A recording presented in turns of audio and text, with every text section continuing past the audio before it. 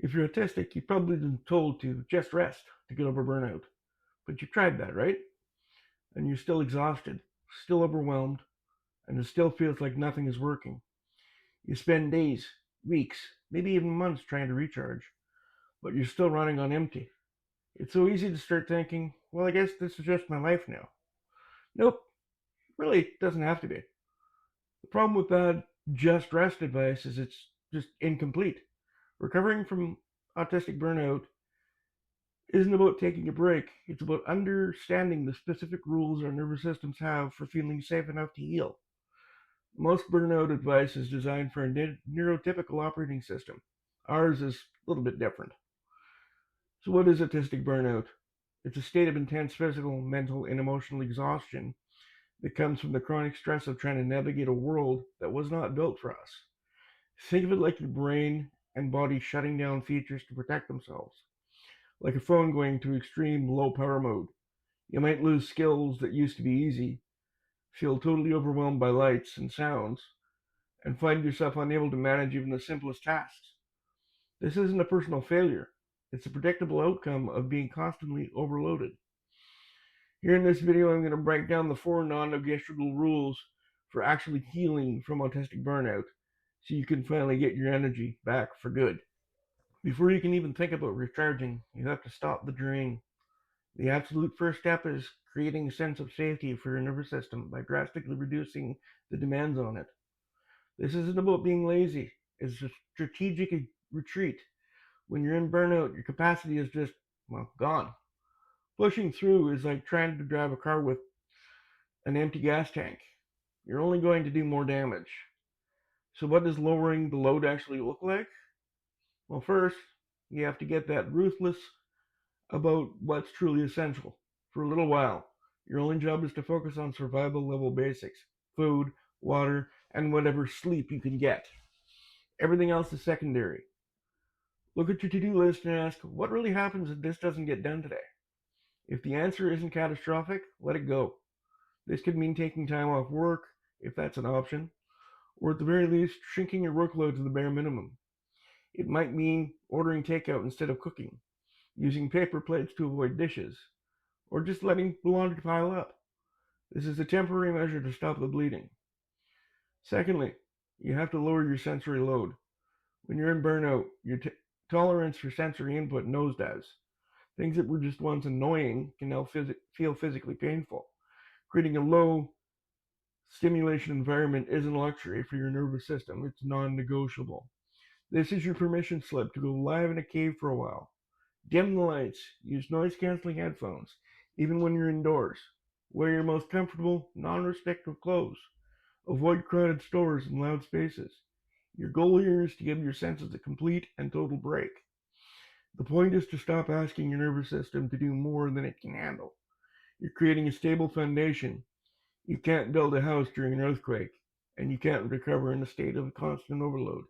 Safety first. Okay, now that we've lowered the load, we can talk about rest. But here's the critical part. Not all rest is created equal. For autistic folks, rest isn't about sleeping or zoning out on the couch, watching TV. That's passive rest.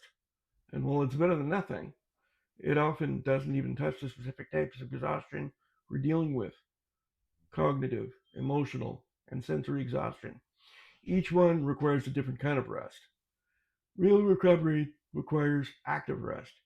We're talking about deliberately doing things that fill up your specific energy tank.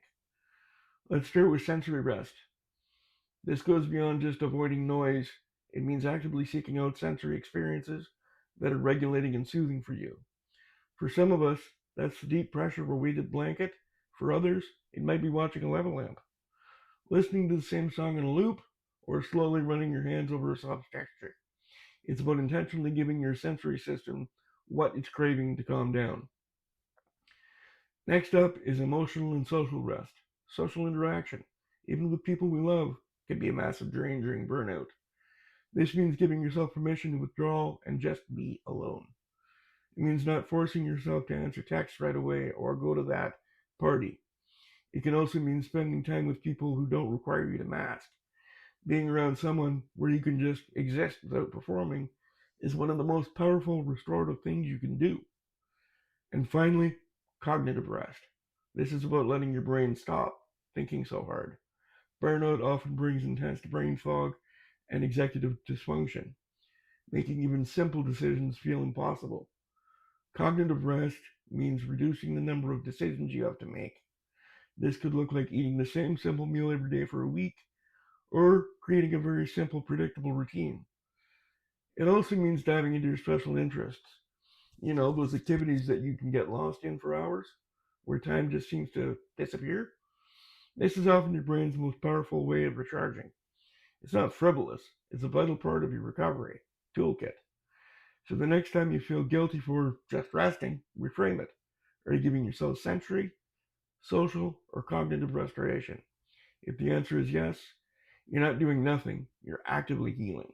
Now, figuring out what drains you versus what restores you can be really hard, especially when you're already exhausted. It's like trying to balance a budget without knowing where your money is going.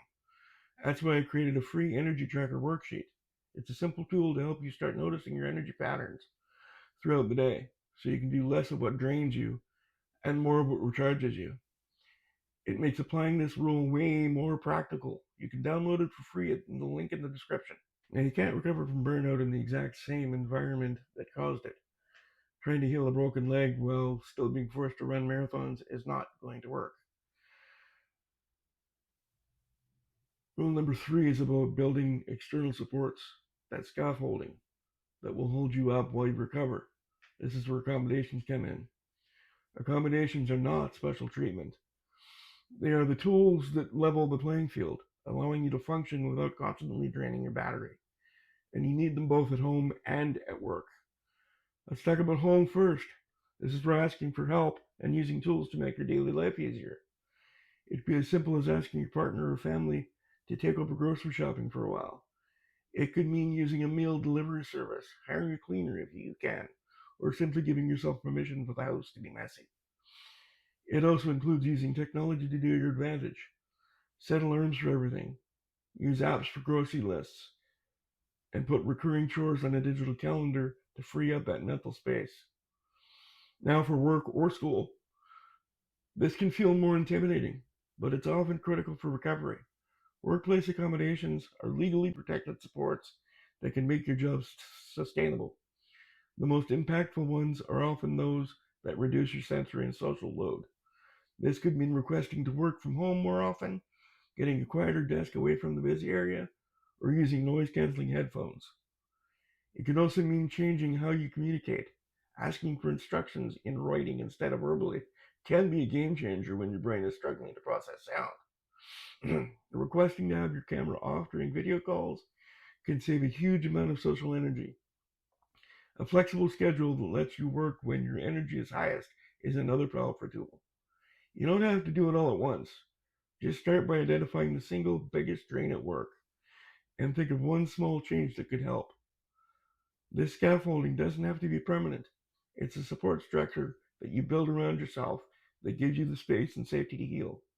Once you're feeling better, you can decide which parts you want to keep to prevent burnout in the future. This might be one of the most important rules of all. Masking, hiding our autistic traits to fit in, is one of the biggest drivers of autistic burnout. It's that constant, exhausting performance of being someone you're not. It requires non-stop self-monitoring, suppressing your natural instincts, and forcing yourself to do things that feel uncomfortable and draining. That sustained effort is a massive tax on your energy. So recovery isn't just about adding more rest. It's about radically reducing the cost of just existing. And a huge part of that cost is masking. Unmasking is the process of letting go of that performance and allowing yourself to be authentically autistic. Now, this part is crucial. Unmasking is not about making yourself vulnerable in unsafe situations.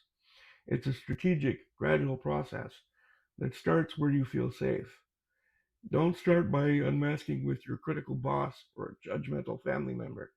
You start small and you start safe. So what does that look like? It can be as simple as letting yourself stim freely when you're alone at home. Let yourself rock, flap your hands, or fidget without feeling any shame. Notice how it feels. That's your nervous system regulating itself in its natural way. From there, you can pick a safe person, a trusted friend, your partner, or therapist, and practice unmasking with them. This might mean telling him you don't have the energy for eye contact today. It could mean communicating more directly without worrying about all the unwritten neurotypical social cues. It might mean wearing your super comfy sensory clothes around them, even if they look weird. Unmasking is also about reconnecting with your true self. After years of masking, a lot of us don't even know what we actually like or need anymore. Part of this process is rediscovering your own preferences and values that got buried under the mask. This is a core part of rebuilding your identity after burnout. Every ounce of energy you don't spend on masking is energy you can use for healing, for your passions, and for actually living. Lowering the mask is how you stop paying the energy tax that led to burnout in the first place. It's how you make your life fundamentally more sustainable. So let's recap the 4 rules. Rule number 1, create safety by lowering the load. Stop the drain before you try to refill the tank. Rule number 2, find rest that actually recharges. Go beyond passive rest and get specific with sensory, social, and cognitive restoration. Rule number 3, build your scaffolding. Use accommodations and support at home, and work to hold you up. And rule number 4, lower the mask to reclaim your energy. Strategically stop performing to free up massive amounts of energy. Recovering from autistic burnout is not about bouncing back or becoming more productive. It's not a test of your endurance. It's about making your life less costly to live in, so that you have energy left for things that truly matter to you. You are not broken, and you are not alone in this. You're an autistic person living in a world that wasn't designed for you, and you've hit your limit. These rules are your roadmap back to life that feels just not manageable and sustainable and authentic. Let me know in the comments which of these 4 rules resonates with you the most right now. And if you got value from this video, please give it a like and hit that subscribe button for more content on navigating your life as a late diagnosed autistic adult. If you want to dive deeper into that first step of managing your energy, watch this video next on how to do an energy audit for your autistic brain. Thank you so much for being here. Be kind to yourself.